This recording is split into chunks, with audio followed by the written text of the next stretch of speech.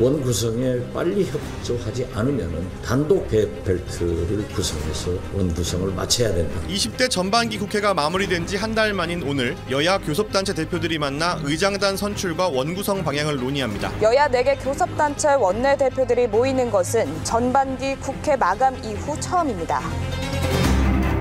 국회가 멈춘 게 지난 4월입니다. 국민들도요, 기다리다 지쳤습니다.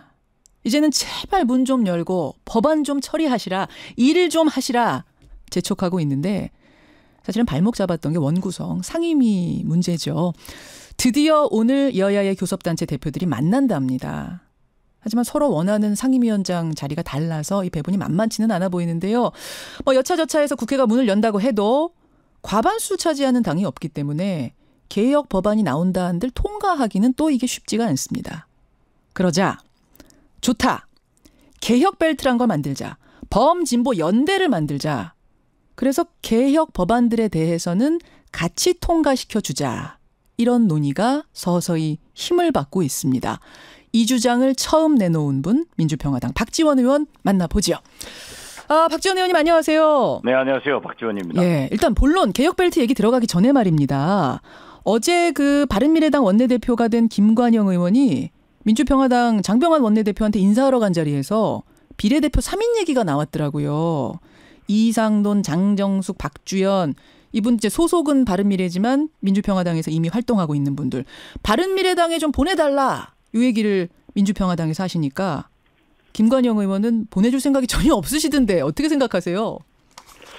글쎄요. 과거에 안철수 대표는 민주당이 요구해서 그런 경우가 있었는데요. 지금 현재 실질적으로 우리하고 행동하는 세 분의 의원에 대해서 예.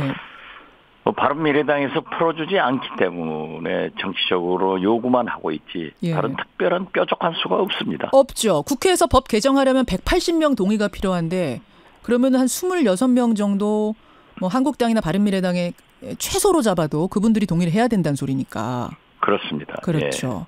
예. 김관영 바른미래당 원내대표가 바른미래 지지율이 5배 높아지면 아마 그 세 분 갔다가도 돌아올 명분 찾을 거다. 지지율 높여가지고 그분들 나가려는 생각 단념하게 만들겠다. 그러시던데요. 그럼 김관영 대표가 하신 말씀이니까 제가 뭐라고 하겠습니까만은 예. 정치적 도의를 생각해서라도 바른미래당에서 정리를 해주는 것이 필요하다. 저는 그렇게 생각합니다. 결국은 바라고 그냥 기다리는 수밖에 없는 상황. 알겠습니다. 예, 개혁 벨트 얘기를 좀 해보죠. 어떤 분은 범진보 연대 이렇게 얘기를 하고 어떤 분은 솔로몬 연합 이렇게 부르기도 하시던데 아무튼 민주당, 민주평화당, 정의당 세 당이 법안 처리, 개혁 입법 처리 함께한다 이런 의미죠? 그렇습니다. 우리 세 당 무소속을 합치면은 예. 157석이 되기 때문에 그렇죠. 과반수가 넘는 것 아니겠어요? 그렇지만 개혁 입법은 방금 말씀하셨지만은 180석이 필요합니다. 예, 예. 국회 선진화법에서 예. 참 세계에서 찾아볼 수 없는 우리 국회의 법인데 이걸 가지고 과연 개혁 입법들이 잘 되겠느냐 하는 문제가 있지만은 일단 과반수를 넘겨서 개혁 입법을 추진하는 것이 필요하다. 그리고 예. 원 구성에 응하지 않고 있기 때문에 예. 157명이 개혁 벨트를 구성해서 원 구성을 하자 했더니 다행히 원 구성 협상은 시작이 됐고 네, 오늘부터. 시작됐습니다만은 어려울 거예요. 당분간은. 그렇게 보세요. 자, 일단 그 얘기는 잠깐 두고 네. 그 개혁 벨트 얘기, 그 연정 얘기가 종전에 잠깐 나왔었는데 추미애 대표는 연정은 가능성 제로다 이런 얘기하셨거든요. 연정하고 이 개혁 벨트는 다른 건가요? 개혁 연대는? 입장에 따라서 전부 다른데요. 예.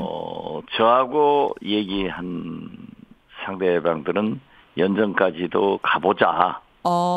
이런 얘기를 했고. 그 상대방이라 하는 분들은 어떤 분들이세요?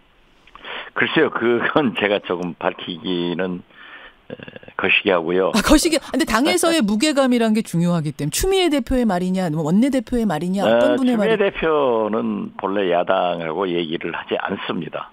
저희들도 얘기를 안 했고 그래요. 그렇기 때문에 추 대표께서 말씀하신 내용에 대해서 예. 그분의 견해이지 그런다고 또 민주당이나 청와대의 전체적 견해는 아니기 때문에 아닙니까? 아직도 좀 성급하죠. 그렇게. 연정 가능성이 남아 있다고 보시는 거군요. 전체적인 민주당 분위기를 봤을 때는. 저는 그 연정으로 가는 것이 좋다 예. 하고 얘기를 했고 예. 저하고 얘기하신 분들도 그분들이 먼저 그런 얘기를 했다는 것을 먼저. 다시 한번 확인합니다. 중진급 인사들이십니까? 그렇죠, 물론. 예. 청와대와도 소통하는 분들, 교감이 있는 분들. 네, 그렇죠. 예. 청와대의 뜻도 연정이라고 보세요? 청와대 분들도 만나서 그런 의사를 나눈 건 사실입니다. 예. 그렇군요. 연정이라 하면 여러분 장관 자리까지 주는 사실상 국정 운영을 같이 하는 개념이기 때문에 연대하고는 다른 차원인데. 잘 아시다시피 지금 현재 민주당이나 문재인 대통령이나 예. 과반수 의석을 가지고 있지 않기 때문에 예. 우리 민주평화당의 도움 없이는 국회에서 한 발자국도 못 나갑니다. 예. 네, 그렇기 때문에 그러한 것을 생각해보자 이런 얘기 차원이지 그래요? 아직 뭐 확정된 건 아니다. 알겠습니다. 드립니다. 일단 그 전 단계로 개혁 벨트, 범진보 연합에 대해서는 지금 민주당 쪽에서 원내대표가 긍정적인 사인을 보내왔더라고요. 이게 사실은 여당 입장에서는 좀 부담스러운 거 아닙니까? 왜냐하면은 바른미래당이라든지 자유한국당은 제껴놓고 우리끼리라도 가자라는 의미로 그쪽에서는 해석할 수도 있기 때문에 보수당에서는 이렇게 되면 이제 빈정상해가지고 협조해줄 것도 반대하고 나서는 굉장히 협치가 삐그덕거리는 상황이 발생할 수도 있는 거 아닌가요? 지금 우선 20대 전반기 원구성 때는 제가 원내대표를 하면서 예. 30년 만에 처음으로 빨리 원구성을 했습니다. 예. 이틀 미기했으니까요. 그런데 지금 현재 한 달이 넘도록 전혀 협상도 못하고 예. 이렇게 하고 있기 때문에 제가 그 안을 발표를 하고 압박을 하니까 예. 지금 현재 테이블로 나온다고 하는 것은 가능성이 열렸기 때문에 만약 여기에서도 이루어지지 않는다고 하면은 저는 그 개혁 벨트를 구성해서 원구성을 빨리 마치는 것이 좋다. 이런 생각 같습니다. 그 원구성 끝나고 나서도 마치고 나서도 개혁 벨트는 계속 간다는 입장이신 거죠? 그렇죠. 그렇게 그렇죠? 해서 예. 지금 현재 문재인 대통령께서 예. 대북 정책이나 적폐 청산 등은 예. 성공적이지만은 예. 지금 개혁에 대한 법과 제도에 의한 개혁은 거의 하나도 이루어지지 않고 있습니다. 그렇기 때문에 힘을 실어줘야 된다. 예, 국회에서 잠자고 있는 그 개혁 입법들을 예. 과반수라도 확보해서 예. 추진하자. 그럼 한국당이 거기에 대해서 아니 우리를 제쳐놓고 이렇게 세 당이 한다고 불만을 표시해도 어쩔 수 없는 상황이다. 아니죠. 그렇게 하기 때문에 테이블로 나오지 않습니까? 협상 테이블. 압박하면 나올 거다. 예, 그렇죠. 알겠습니다. 그리고 국민 여론이 개혁 입법에 대해서 많은 지지를 하면은 예. 한국당도 견딜 수가 없는 거죠. 견딜 수가 없을 거다. 알겠습니다. 사실은 이제 개혁 입법 하기 전에 원구성부터 돼야 되는데 의장, 부의장, 상임위원장 자리를 다 배분을 해야 됩니다. 근데 몇 개의 쟁점들이 있어요. 특히 법사위원장. 한국당에서는 국회의장을 다수당인 민주당이 가져가니까 법사위원장은 우리 몫이다. 그게 관례다. 이렇게 주장하고 있고 민주당에서는 법사위원장은 여당이 가져가는 게 관례다. 이렇게 또 주장하고 있고 3자 입장, 제3자 입장에서 어떻게 보세요, 박 의원님? 운영위원장이나 정보위원장은 여당이 맡아왔습니다. 예. 그리고 법사위원장하고 지금 현재 그 방송관계, 언론관계를 담당하는 과학정보통신위원회 같은 경우에는 서로 여야가 달리했거든요. 그래서 법사위원장은 지금까지 야당이 맡아온 게 쭉 관례입니다. 그러니까 국회의장을 여당이 가져가면은 이쪽은 야당 엇갈리게 맡아왔던 거죠. 그렇죠. 의장과 법사위원장이. 그렇기 때문에 저는 지금 현재 한국당 야당에서 법사위원장을 맡아가지고 법안 통과가 어렵다라고 하는 것은 저는 설득력이 없다고 봅니다. 그래서 만약 그렇게 어렵다고 하면은 지금 다당제이기 때문에 다른 당이 우리 정의와 평화에서도 맡을 수 있고 바른미래당에서도 맡을 수 있고 그럼 좀 협상을 해봐야 되겠죠. 아까 일단 민주당은 국회의장과 어긋나게 해야겠기 때문에 민주당 법사위원장은 아닌 것 같다는 말씀이시고 한국당 맞는 것도 마땅치 않다면 관례가 그렇게 돼 왔다 이거죠. 예. 그렇기 때문에 원내대표들이 협상을 하면서 예. 그 방법을 찾을 수 있을 것이다. 저는 그렇게 봅니다. 그럼 부의장은 어떻게 보세요? 지금 부의장이 두 자리인데 네. 다수당 순서로 하면은 하나는 한국당, 하나는 바른미래당이 가져가는 걸로 좀 알고 있었거든요. 근데 정의와 평화 모임에서 우리도 합치면 20석이다. 우리가 하겠다. 지금 이렇게 나서셨네요. 지금 현재는 협상 단계니까 예. 서로 요구사항을 테이블 위에 올려놓고 얘기하기 때문에 예. 그 결과를 기다려야죠.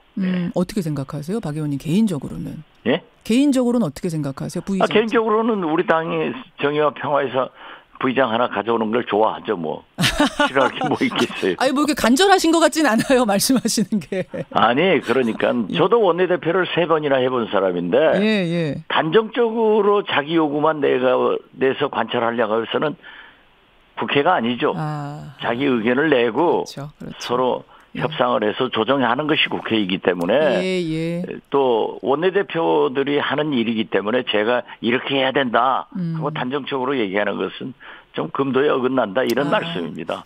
당연히 중진다운 말씀이시네요. 저희 당에서 부의장도 갖고 상임위원장도 가져야 되겠지만은 제가 20대 국회 그 개원 협상을 하면서 우리 똑같은 입장이었거든요. 서로 우리가 아니면은 민주당도 한국당도 할 수가 없었기 때문에 우리가 더 많은 상임위원장을 더 가져올 수 있었어요. 알겠습니다. 그렇지만 그러한 것은 원칙에 어긋나기 때문에 우리는 딱 둘만 가져왔거든요. 그래서 항상 그 국회라고 하는 것은 관례도 있고 원칙도 있으니까 협상해서 이루어져야 된다.